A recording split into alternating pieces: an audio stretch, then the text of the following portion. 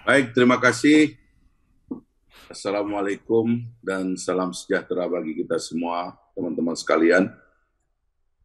Eh, Sangat terhormat kita pada hari kemerdekaan ini bisa duduk melakukan refleksi, ya, karena kita nggak bisa ikut refleksi di tempat-tempat lain. Mungkin kita refleksi saja di channel ini, dan saya percaya bahwa refleksi hari ini akan punya makna yang sangat besar sekali. Karena temanya yang sangat penting, yaitu negara hukum dan masa depan Indonesia. Kita juga berterima kasih kedatangan dua sahabat saya, tamu kita yang terhormat. Ini adalah yang saya anggap sebagai orang-orang yang terbaik di bidangnya. Kebetulan dua-duanya ini background-nya hukum tata negara. Jadi memang itulah kira-kira yang sangat penting untuk kita hadirkan pada hari ini. Kita memilih Mas Beni atau Pak Beni ini kawan saya lama di Komisi 3, karena saya tahu dalam godaan Komisi 3 menjadi Komisi Tega sekarang ini. Saya kira Pak Beni masih ada pemberontakan di hatinya karena melihat kejadian-kejadian yang terakhir terjadi juga, dan bagaimana Komisi 3 menjadi semakin sulit untuk diandalkan. Saya kira Pak Beni adalah di antara yang, kalau saya baca Twitternya, karena saya follow terus, banyak yang ingin disampaikan, tapi karena sistem seperti sekarang ini, memang mempersulit ya wakil rakyat untuk tetap menjadi wakil rakyat. Ini ada problem juga dalam sistem kita. Nah, karena itu terima kasih Pak Beni sudah hadir. Ya, sama-sama Bung. Mudah-mudahan Pak Beni 2024 nanti ketemu saya sama amin. Mas Refli juga masuk ke Senayan ini, mudah-mudahan. Karena followernya sudah banyak Pak Refli soalnya. Masuk ke Senayan untuk interview aja kita. Iya. Apapun lah, yang penting masuk Senayan lah. Yang kedua, tamu kita tentu Bang Refli, kita tahu juga seorang juris, seorang yang belakangan ini menjadi bintang media sosial ini, ya, setara dengan Rocky Gerung dan Deddy Corbuzier ini. Tetapi lebih juga, Bang.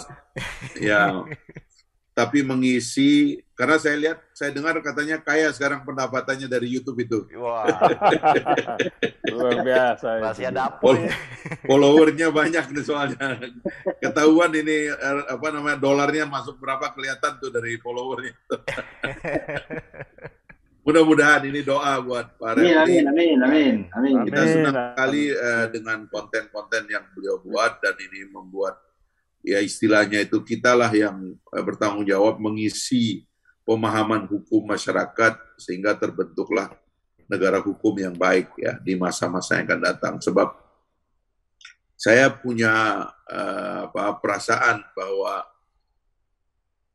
tantangan paling besar dari negara kita itu adalah tentang negara hukum ini.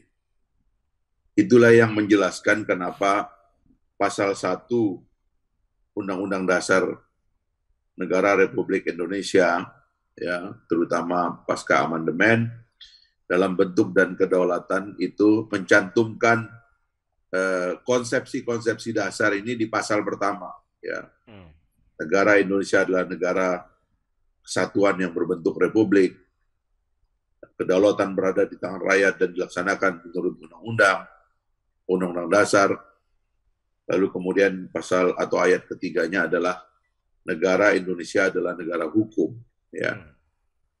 Kalau para ahli mengatakan meletakkan dulu istilah negara hukum bukan negara kekuasaan atau Rechtsstaat bukan Machtstaat itu dulu adanya di dalam penjelasan. Sekarang itu diangkat ke dalam pasal untuk menegaskan ya posisi Indonesia sebagai negara hukum gitu.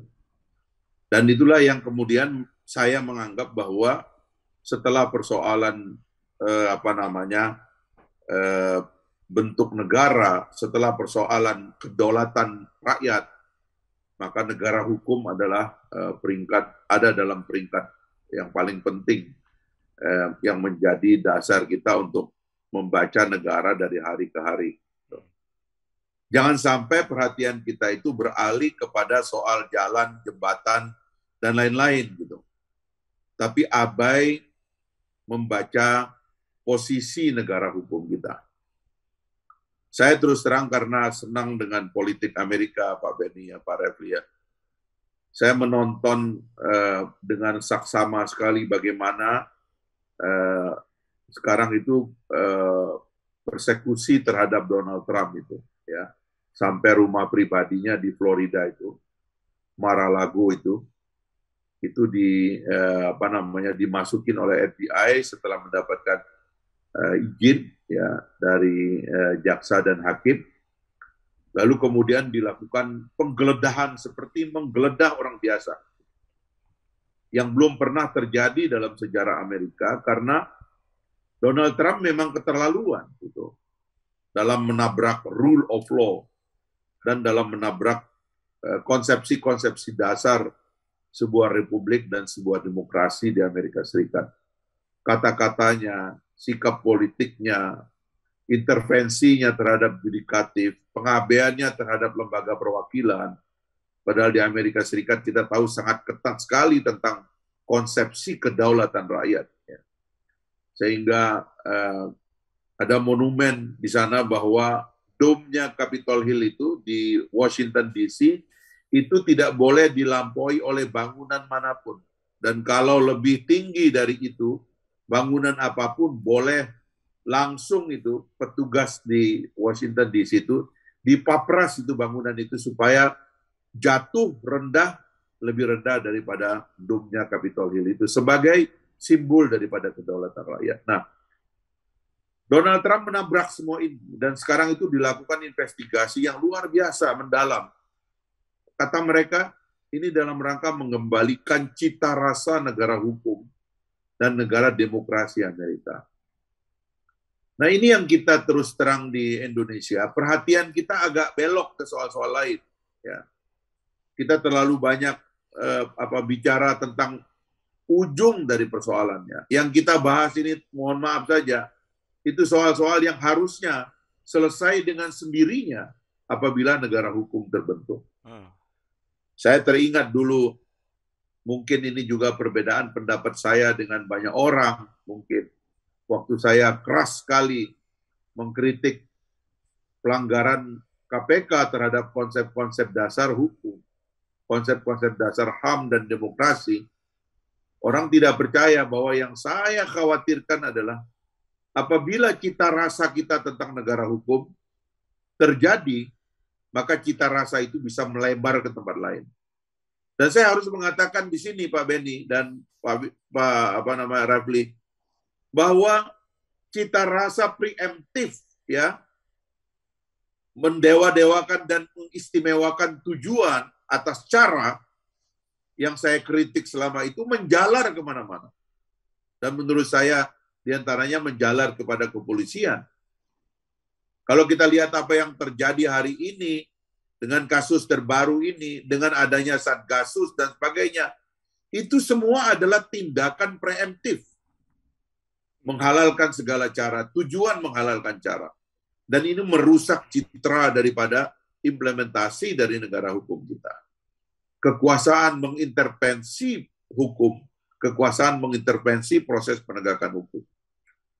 Nah, itulah sebabnya menurut saya, selain kita tentu setelah reformasi dan demokrasi 1998, lalu kita melakukan amandemen konstitusi, dan kita melakukan perbaikan terhadap naskah-naskah hukum dasar kita untuk memastikan berlakunya negara hukum, kita melakukan 4 kali amandemen konstitusi, kita periksa satu persatu pasalnya.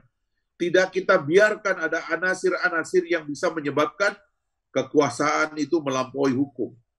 Kita periksa satu persatu. Bahkan kita mendirikan Mahkamah Konstitusi untuk memastikan tidak ada satupun undang-undang yang dapat melampaui makna konstitusional atau makna yang ada di dalam konstitusi yang dapat menyebabkan negara ini menjelma menjadi negara kekuasaan. Itu sudah kita lakukan, meskipun di tengah jalan ada ketidakpuasan kita. Kita juga memperjuangkan institusi secara keseluruhan, terutama institusi penegakan hukum untuk lebih transparan, supaya kita tahu bahwa ada proses peradilan yang baik, yang adil, yang fair, ya, yang terbuka, ya, yang menghormati rasa keadilan masyarakat dan juga azas kepastian yang ada di dalam masyarakat kita. Lalu kita juga melatih dan mendidik para pejabat negara, para politisi untuk menjadi lebih etik, lebih etis. Saya setuju dengan usulan Prof. Jimli itu, Bung Benny, agar ada peradilan etik di negara kita ini yang lebih besar, ya, supaya cita rasa etik dari pejabat publik kita itu kita perbaiki. Nah, inilah hal-hal yang saya catat ya dalam perjalanan. Mudah-mudahan ini kita bisa bedah. Ya, kemarin itu waktu kita di redaksi membahas kira-kira siapa narasumber kita yang pas, kita bilang narasumbernya jangan banyak, tapi yang kira-kira bisa memotret masalah ini secara lebih mendalam dan komprehensif. Maka kita memilih Pak Benny yang masih di Senayan sekarang, dengan Pak Refli yang pernah kerja juga di Mahkamah Konstitusi, untuk memotret masalah ini bersama-sama, sehingga kita bisa ke depan setelah 77 tahun kemerdekaan kita kembali punya cita rasa negara hukum yang baik. Ya. Supaya jangan kita biarkan ya pemimpin-pemimpin yang dalam demokrasi, jangan lupa, dalam demokrasi itu popularitas itu sangat penting. Sedemikian rupa populernya orang kadang-kadang ngerti hukum tidak, pun dia menjadi tetap populer dan paling populer. Inilah kecemasan kita. Ya. Demokrasi Amerika saja berkali-kali disusupi oleh orang-orang yang tidak mengerti hukum, tidak mengerti konstitusi, tidak mengerti demokrasi. Dan itu menjadi disaster di dalam masyarakatnya. Meskipun mungkin prestasi ekonominya baik, tetapi resiko lainnya yang ditanggung oleh masyarakat, pembelahan, kekacauan sistem, dan sebagainya, itu tentu mahal dan lebih mahal harganya. Saya kira itu sebagai pengantar, Bung Matur. Yep. Mari kita diskusikan dan kita dengar para narasumber kita, ya teman-teman wartawan juga kita ucapkan terima kasih untuk nanti tolong nimbrung karena ini sangat penting nih. Di hari proklamasi kita, 77 tahun kemerdekaan kita membicarakan tema yang paling penting dan mungkin banyak orang yang tidak lagi bicara tentang pentingnya tema ini. Terima kasih. Assalamualaikum warahmatullahi wabarakatuh. Waalaikumsalam. Terima kasih. Baik, terima kasih kepada teman-teman pembicara. Sebenarnya kalau saya itu cara melihat persoalan itu selalu sebagai sebuah sistem. Demokrasi dan negara hukum itu menurut saya itu satu sistem yang bentuknya itu utuh. Ada kakinya, ada badannya, ada tangannya, ada kepalanya gitu, seperti satu tubuh yang ideal. Dan ketidaksempurnaannya atau sempurnanya itu nampak gitu, secara kasat mata gitu. Yang tidak nampak secara kasat mata itu apabila ada lubang-lubang, luka-lukanya gitu. Itu sebabnya saya selalu suka membaca keseluruhan dari sistem itu. Sehingga kemudian kita bisa membaca mana yang dia belum ada, atau kalau dia sudah lengkap, lubangnya ada di mana. Karena kalau kita bicara sepotong-sepotong, bicara tangannya saja, atau bicara kepalanya saja, itu nanti tidak membuat kita mengerti cara kerja keseluruhannya itu. Gitu. Komunisme juga menganggap dirinya negara hukum, tapi negara hukum yang otoriter, gitu. Bukan negara hukum yang demokratis. Gitu. Dan negara hukum yang otoriter itu ditentukan oleh sekelompok orang dalam satu partai politik yang berkuasa. Sementara dalam negara demokrasi menganut prinsip kedaulatan rakyat, sehingga rakyat adalah yang menentukan banyak hal yang paling utama, yaitu misalnya termasuk menentukan hukum melalui para pejabat yang dipilih atau yang sering disebut sebagai the lawmaker itu. Nah, jadi sekali lagi ini mesti dibaca sebagai satu kesatuan, sehingga abstraksi kita tentang negara hukum itu secara mudah ditangkap, ya, dan kita akhirnya seperti kata Bung Refli tadi akan menemukan di tengah jalan banyak jubir-jubir dari negara hukum itu, gitu. Karena itulah juga saya sering mengkritik kalau kita nggak melihatnya sebagai hukum atau nggak melihatnya sebagai satu sistem. Sebab kadang-kadang kalau kita melihatnya itu sebagai sesuatu yang terpisah saja gitu, tangan, kaki, dan sebagainya itu sering salah membaca tubuhnya secara keseluruhan gitu. Nah, yang paling penting dari negara hukum itu sebagai bagian yang menurut saya harus ada adalah karena kalau negara hukumnya disebut dengan negara hukum yang demokratis, sebenarnya itu adalah negara hukum dan HAM. Maka keseluruhan proses penegakan hukumnya itu harus menganut prinsip-prinsip dalam demokrasi. Keterbukaan, equality before the law, kepastian, dan sebagainya, itu hal-hal yang harus ada gitu. Nah, inilah yang harus kita evaluasi secara mendalam. Dalam 3 tahapan yang saya sering katakan gitu. Yang pertama adalah memastikan bahwa seluruh regulasinya itu demokratis, tidak ada satu teks pun yang tidak demokratis, ya, tidak ada satu administrasi pun yang tidak demokratis, semuanya harus demokratis. Yang tertulis harus demokratis. Negara karena dia tersangkut pada teks, maka teksnya itu sendiri tidak boleh ada yang ganjil dari awal gitu. Makanya dia harus bisa di-challenge. Kenapa ada pasal bunyinya begitu? Kenapa ada kalimat ayat bunyinya begitu? Itu harus di-challenge. Yang kedua adalah membuat institusi yang terbuka, terutama institusi penegak hukum. Tidak boleh ada penegakan hukum yang sembunyi-sembunyi, ya. Tidak boleh ada yang memakai pertimbangan-pertimbangan yang subjektif.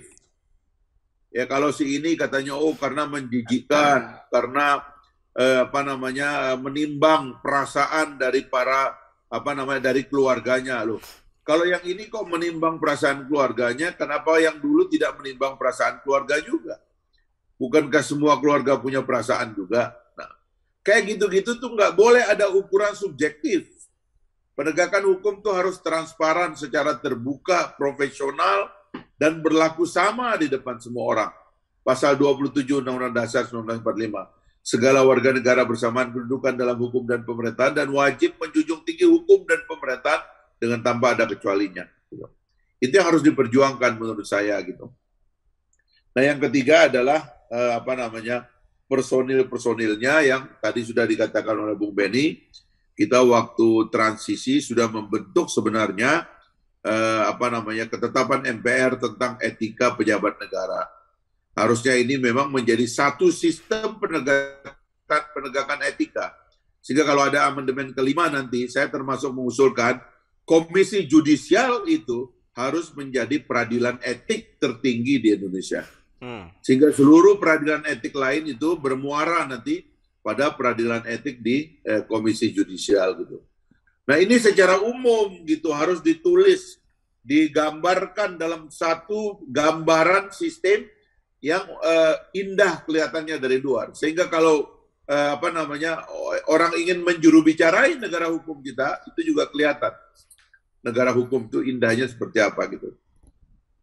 Saya kira itu adalah saran dan PR-PR ke depan, ya. Tapi sekali lagi, dalam negara demokrasi, cabang kekuasaannya itu ada 3, gitu. Dan ketiga cabang kekuasaan ini memainkan peran-perannya di dalam negara hukum, gitu.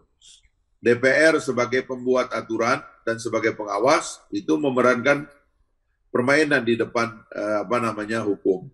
Saya ada kritik sedikit kepada Bung Benny karena saya mendengar ada omongan yang sama dari para anggota Komisi 3 yang mengatakan, oh kita kan percaya aja kepada institusi kepolisian.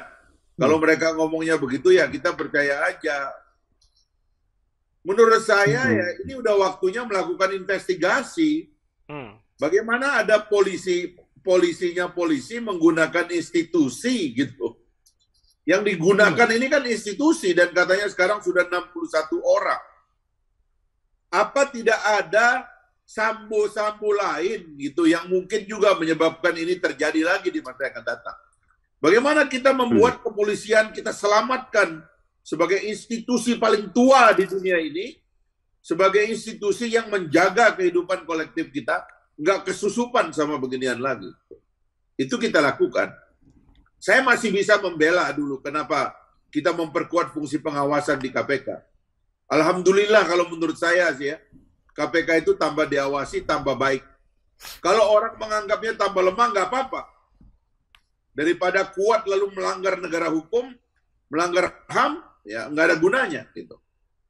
Nah ini yang saya terus terang, gugatan saya itu sifatnya sistemik gitu.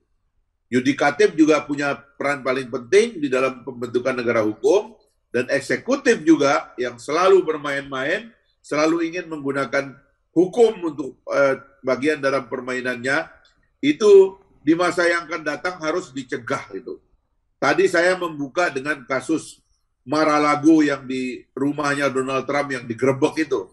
Saya ingin mewarning juga pejabat Indonesia bahwa suatu hari bisa jadi akan ada investigasi tentang penggunaan kekuasaan kekuasaan hukum atau penegak hukum di dalam permainan politik gitu. Dalam permainan politik. Saya juga mewarning penggunaan operasi intelijen di dalam penegakan hukum. Ini juga perlu kita hati-hati. Sebab ini juga menurut saya tercium kuat sekali penggunaan aparatur intelijen di dalam penegakan hukum yang itu sama sekali tidak boleh dibenarkan.